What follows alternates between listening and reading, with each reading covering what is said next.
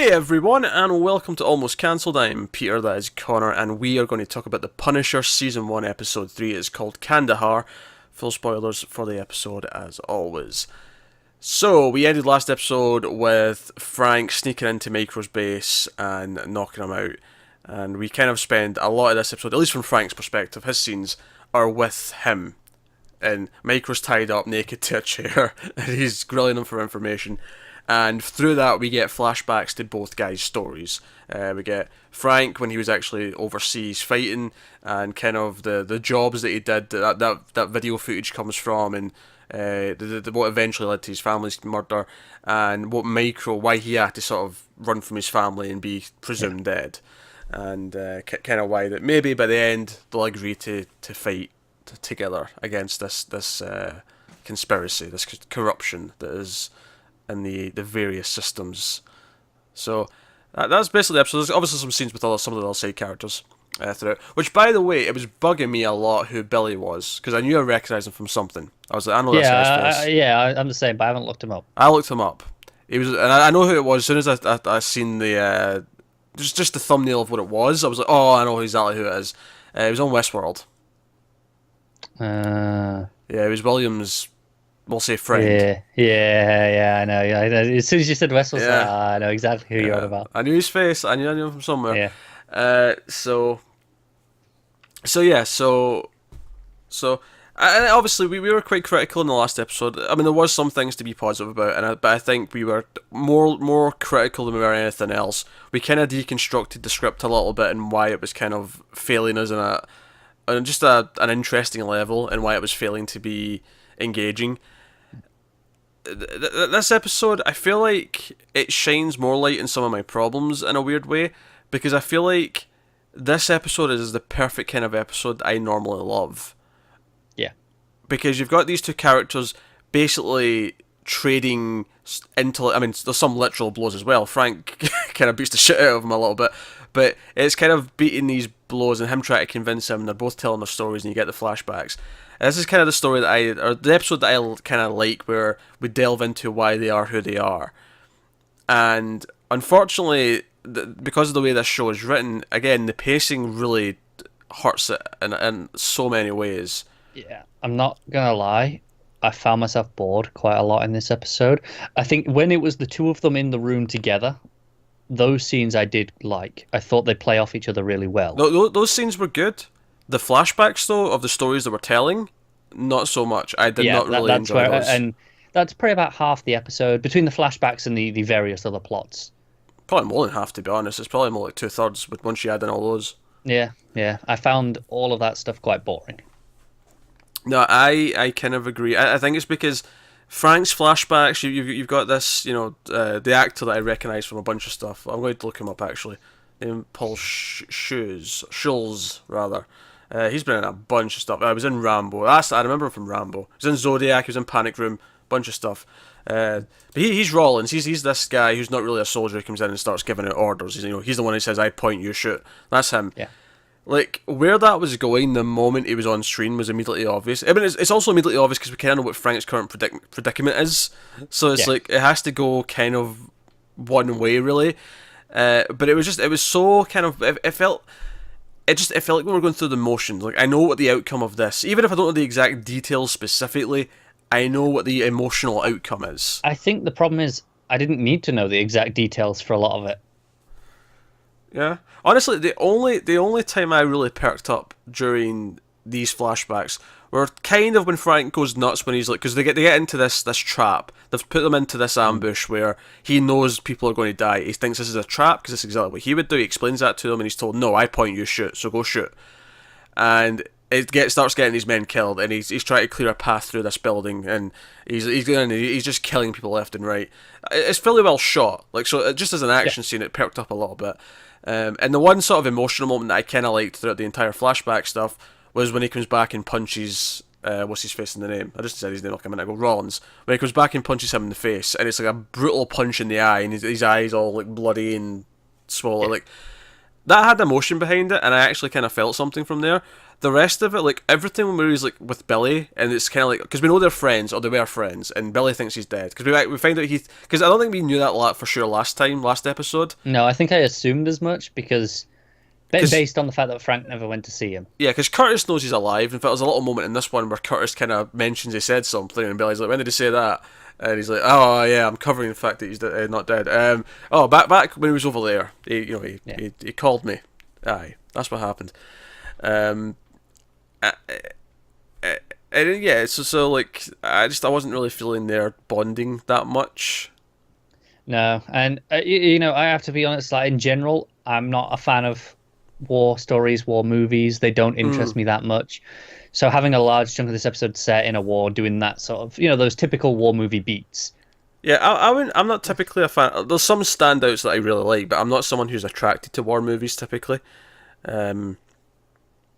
For a number of reasons. I think it's like, I mean, you could say this about a lot of genres. I mean, I'm someone who likes slasher movies, which are basically all the same plot over and over again, but the tropes you find in war stories specifically, I find kind of repetitive. And I think there's kind of a...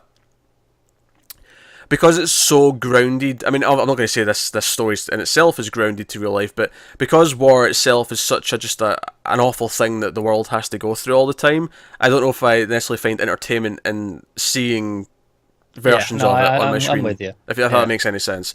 So it doesn't have that value to me. So the only time it really works for me is when it really gets, it's properly well done to the point where I'm really emotional about what's going on, and almost always it's an anti-war message. Like that's kind of what works because we don't want war. War's a bad thing, and I'm not saying that this doesn't have that kind of message necessarily. It's just that it's just not engaging enough where I'm kind of like, oh man, like I really care about all these characters other than because I know Frank and Billy are fine because I know they're fine in present day, so I know there's no risk of anything happening to them, and I don't care about anyone else. I couldn't tell you a single other name.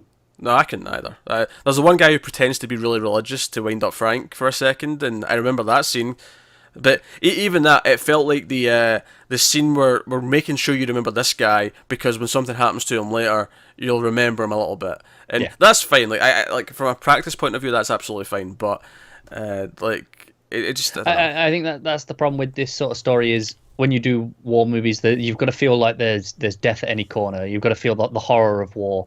And because I know the two characters who are having any sort of meaning in this are fine, kind of loses that impact. Yeah.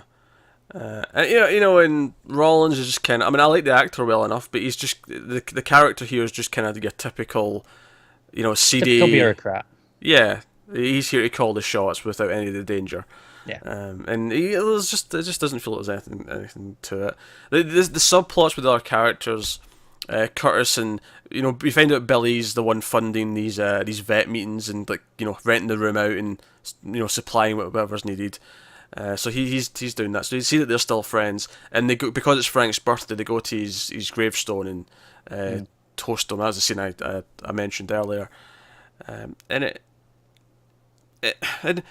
it's funny. I feel like that scene could be really good.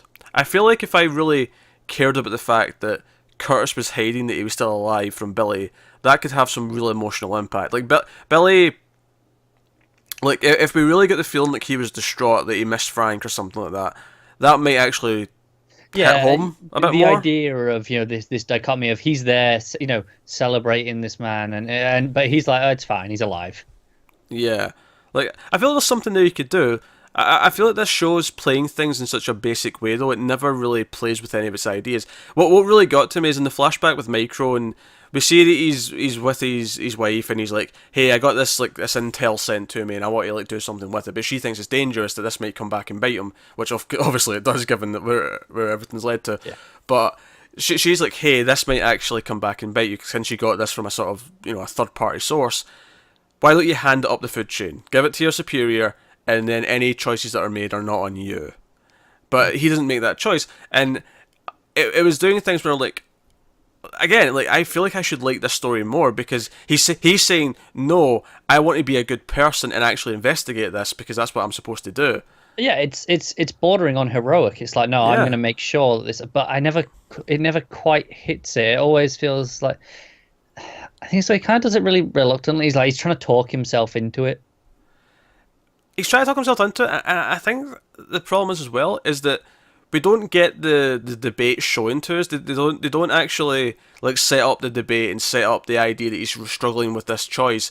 He just says everything to her, and she kind of like confirms all of the ideas. She pretty much goes, "Hey, you just want me to say what you want to hear, so just do what you want to do."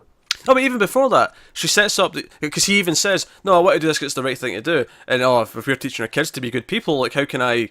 And I'm like, you're just spelling it all out. You're not actually showing me it. You're just telling me it all. Yeah, and that makes it vastly less interesting. But what I was going to get to is when the scene shows up and you have Wolf and his goons show up to like get him, and he's in the car and he runs out, and we have this big standoff where he's on the edge of the pier and they've got a gun pointed at him, and Wolf's being corrupt. He's like, oh, he's got a weapon, and he clearly, he's holding nothing. Yeah. And I felt like, obviously you have this Netflix sheen to it all because they have a little bit more money, so they go out in locations and stuff, and it has maybe a bit more of a visual style compared to say like a network TV show. But I kind of get this feeling that this is like any random scene from any like CSI, or maybe not CSI. That's not you don't get this in CSI. I don't think, because that's all crime scene stuff and like figuring out killers. But to think of like NCIS or like I don't know, The Blacklist, or like pick a show with a criminal organization or Secret Service sort of, but CIA, whatever. Take your pick. But like, it just felt like such a standard scene from one of those shows. I felt like, I don't know. I feel like it's. I want to go back to that phrase, going through the motions. There's so much of this episode, and to an extent the show up until this point, although it's becoming more apparent as we get deeper into it, is I feel like we're just going through motions. It is. And I think it's we've kind of said, okay, so by the end of the season he's going to be Punisher again. He's going to. We're expecting that to be the emotional beat is he gets up to it and he goes, okay, this is what I'm going to do. And I think that's partly why it feels like it's going through the motions, because he gave it up and we started back with him not being Punisher. And and don't get me wrong, I think the journey to him making that choice to be that again could be fascinating. Like, it could be like, okay, what drives him back to it? So far, it kind of feels like a tick box, doesn't it? It's like, okay, so get rid of the rest of the revenge, because that's what he's kind of going through at the minute. Make some allies. I can almost just see them in the writers' room going, okay, what do we want the story of the season to be? Well, let's have him become Punisher over the course of the season, without really thinking about the fact that we've already kind of had that, and we're kind of resetting the status quo to do that. Yeah.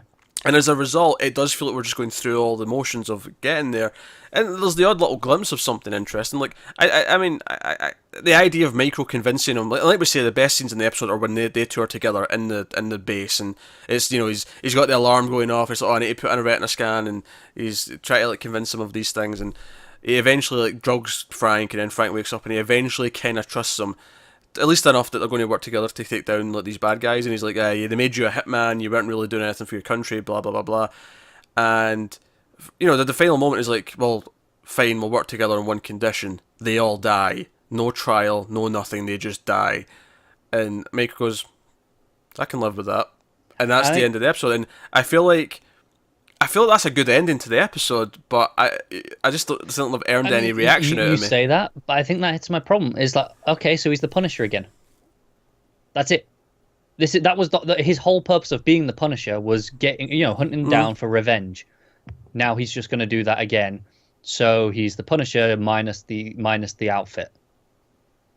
No, exactly. So he's not the Punisher yet, because he's not the Punisher. The skull. I mean, this is how. I don't care. This is how superheroes work. It. He's accepted this. He's on the mission. He's back into it. I don't know, and I feel like we didn't have that build to it. I'll debate that a little bit, just in the sense that, I mean, I agree there wasn't enough build to it necessarily, but like, I'll debate the idea that he's the Punisher again, just in the sense that, okay, so he's decided to go on the hunt, but I feel like, at least I would predict what they're going to do with it, is that there'll be a moment where he actually decides to take on that persona of the Punisher. Like, he's not actually the Punisher yet, like, because everyone's calling, like, because people are, when he runs into people who have heard of him, he's like, oh, you're the Punisher, like, at the office, what's his name, Stein's like, oh, what, you mean the Punisher? Like he's not, like, it's almost like he's avoiding that persona, at least so far, like. Okay, no, I'm with you, but that's what I mean, this bit at the end where he was, him going, no, we're going to kill them all, that felt like saying that felt like him saying, "Okay, I'm going to be the Punisher again." I think for me that's okay as long as later on in the season there's a moment where he says, "No, I'm going to be the Punisher. I'm going to paint the skull on my goddamn top, and I want them to know that it's me, and it's not just like Random, yeah. yeah, like he'll actually wanted to have it as a symbol, I guess is what I'm saying. Yeah, okay, I'm with you. In a Batman-y kind of way. Like I want to know it's me. So like yeah, that's fine. But those scenes together were easily the best parts of the episode. And there were kind of few and far between to a point. Yeah, this is the problem. I think it'll be better going forward because they're together now. Yeah. They've got good chemistry. I'm hoping that it doesn't lose something by them being more, actively on the same side. I think the rivalry between them was a lot of fun. Yeah, I think what I'm really worried about is these subplots really dragging everything down because the friends, I mean, they're not bad, but whatever. And in this episode, we have a little bit more of the case stuff with Madani, and I just don't care about anything she's doing right now. Not a thing. So, they're going on about how, this was clearly murder for Wolf, and all the other agencies want in, and and I'm like, oh my god, we're doing jurisdiction wars. I don't care. Yeah, because there's a whole scene where she's like, Stein, like, okay, so he had all this money in his bank accounts. We can't trust anyone else in the office. You brought me this evidence, so you're okay, and I know I'm okay. And I think that's really really poor. We know from Mindhunter that serial killers will leave their own clues. Well, I don't think she suspects he's a serial, or she suspects that someone else is a serial killer per se. Just that they're implicit in whatever he was doing. Right. But this is an easy way to take suspicion off yourself. Here's some evidence. Now you know I brought it, so it can't be me. Why would I do that? Here's the thing: I do not give a single solitary shit if there's someone in that office that's going to turn on them. I really don't care. Nor do I. And ironically, the only person it makes sense to be from a dramatic point of view is Stein. I think he's the only one that has any weight to it. Yeah, we don't know anyone else. Exactly. We don't know a single name or a face in that office besides him. Exactly, which is why it feels like, dismissing him feels like the showrunners kind of going, hey, look, he's above suspicion, but he's not. He's the only one I suspect because I don't know anyone else to suspect. And the fact is, if it's not him, then it's just like, well, even why are we doing this? Yeah, even suggesting that there's a mole or something in here, or that everyone else is complicit or whatever, is just kind of like, it means nothing to us as an audience. Those plot lines in general are fine when it has to be someone you care about. That's the one that's the mole. Yeah, when you have like 5 or 6 characters who you get to know in the group of and you don't want it to be any of them, because then you're on your mindset is in the same as the other characters. And typically there'll be one dickhead who is too obvious, but they're going to turn it to be the hero of the whole thing because of the dickhead. And honestly, I know it's tropey, but I'm okay with that plot in general. I've seen it done really well in the past. Yeah, I mean, it can be fine. It can be absolutely fine. Yeah. But this doesn't have that. We don't know anyone in the office. We know 2 people. One of them, it really can't be because she's new. And also, she's kind of the character we're following, so that'd be just weird. It'd be a strange thing, yes. And then there's the other one, so it's probably him. And if it's not him, why do I care? She also had a scene with her mother, aka Vasarala from The Expanse, and she... I mean, the whole scene was basically just her, like, questioning why she wants to do this, and she's like, yeah, I don't really want to be in charge, I don't want to take Wolf's seat, but I don't trust anyone else to get it done, so I'm just going to have to do it. Yeah. That was basically what the whole thing amounted to. Responsibility is thrust upon me. I guess I'll have to do it. I'm not going to lie, I was zoning out during that scene a little bit. Yeah, me too. Do you know the only thing that kept me coming back in? Vasarala's voice. I know, I was like, oh, Vasarala! Oh, every time I hear it, I kind of just perk up a little bit. It's kind of just been ingrained into me now. The Expanse, oh, what's happening? I just hear her voice and go, ooh, she's talking. I hope she's still feeding Bobby. As an Expanse joke for people who are up to date. If you're not up to date, that doesn't spoil anything. Let's just say you should go watch The Expanse because it's fantastic. Bloody fantastic. It is better than this. This is. It's really sad that I'm feeling this down in this show right now. Because it's funny because I mean it's better than Iron Fist because it just is. But here's the thing: Iron Fist was so laughably bad that we were making fun of it. Watching it, yeah. Yeah, we were making fun of how bad it was. This is in this really weird middle ground. Where there's some okay things, there's a lot of mediocre things, and overall it just feels a lot more bland to actually I think sit the through. difference is this. I'm finding myself bored. I was never bored in Iron Fist. It was atrocious, and it was far worse than this. But it was so bad that I got angry. I had fun with how bad it was. There was a lot of angry messaging, and then a lot of angry, So much. a lot of it. Because if one of us had watched an episode of Iron Fist before the other one, there'd be like some comments about maybe how absurd something got, or Yeah, yeah. There's none of that with this. It's just like, okay, stuff happened. yeah, yeah, stuff happened. That's basically it. Oh dear. And it's funny because I feel like we're in this kind of pickle where we feel almost compelled to do the whole thing because it's one of the Marvel shows and because we've kind of been doing them up until this point, and because if it ties into things later. But at the same time, like if they're going to be 3 of these a year going forward and they're all 13 episodes, it's such a slog to the schedule. So Yeah, what I'm and I don't mind when I like them. It's just Oh, of course, yeah. And I don't want to give it up on it just now, but what I'm kind of proposing is that come Friday there's another Netflix show on that we want to try. So I'm thinking that if whatever we're on by Friday, probably about episode 6-ish, I would imagine. yeah, 5, 6, 6. 7 maybe. Like, at that point, I think if we're at the halfway point and we're not feeling any more positive, I think that's the point where we call it and say we cop out. Yeah, especially if it turns out this other Netflix show is good and we want to do the rest of that. Yeah, that's true. That is true as well. If Godless, which is a Western miniseries that's starting, ends up being good. This is the thing, we're not even sure we can finish this before Dark starts, which is the following week, and we're actually really looking forward to that. That's also Netflix. That's 10 episodes, a German sci-fi thriller. Looks quite good.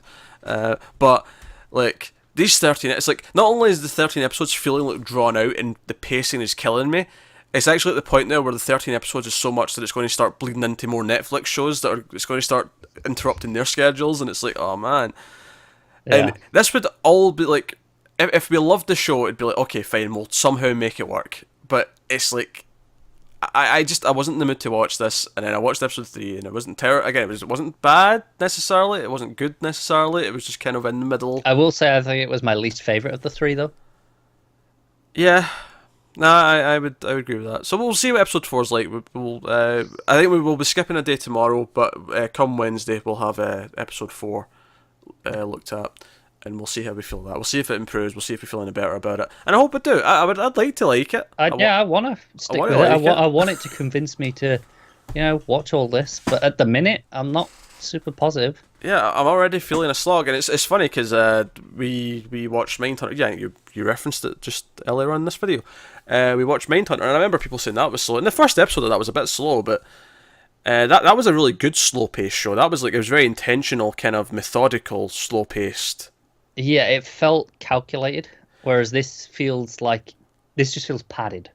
Yeah, well, I think that's kind of the key point here, is that this has long scenes of really spelled out things that are really obvious, whereas a good slow-paced show will use the extra time to build the mood and do other things. And let's not forget, Mindhunter didn't always have really long episodes. One of them was only like 30-something minutes. Oh yeah, they weren't afraid to have a short episode if it didn't call for it. They were like, we're slow-paced, but not to the point of padding things out. It's just this is the consistent pacing. Yeah, because that ended up having maybe like half of it was about 50-odd minutes, and then there'd be a few at 40-odd, and then there was one at like 35. And that was kind of how it worked out. But which they shouldn't feel ashamed of doing necessarily. Yeah. Whereas with this, we had one that was about 50 and then 2 that were verging on an hour so far. Alternatively, like Stranger Things typically was always hitting the 50-minute mark, or sometimes closer to a full hour. But that was only 9 episodes. It was fairly tight in that sense. It was, and barring one episode, that was just fantastic every episode. So. Yeah, but depending on your opinion, but yes, but that's the point. Is not everyone felt that way. Like, that was clearly more of a that was a very divisive episode. Yeah. I'm not disputing that. Yeah, whereas I mean, I'm sure there's people that will be loving this. I'm sure, but like, I don't know. I think it's suffering from the fact that it's the 6th Marvel Netflix show, and the pacing, because it keeps happening, is getting worse. Or it's feeling worse because it's repetitive in that sense. Yeah. We keep having this same problem where the pacing's kind of rough, but hopefully we feel better about 4 and 5 and maybe 6. I'm cautiously hopeful, but I want to have hope. Yeah. So we'll get to the weekend. We'll see how much we've done by then. It should be at least another 2, if not 3, and we can see how we feel at that point, and we'll decide then if we want to just cut our losses, just to help with scheduling and help us not be miserable. Because it's one thing when we can make fun of it constantly. It's another thing when it's like, well, it's really kind of bland, and this is why it's bland. It gets to a point where we're saying the same problems every episode that it feels like, why are we doing this? We're not adding anything constructive anymore. Whereas I don't think we're there yet. Not yet. We've had different things to criticise it for, or at least we've had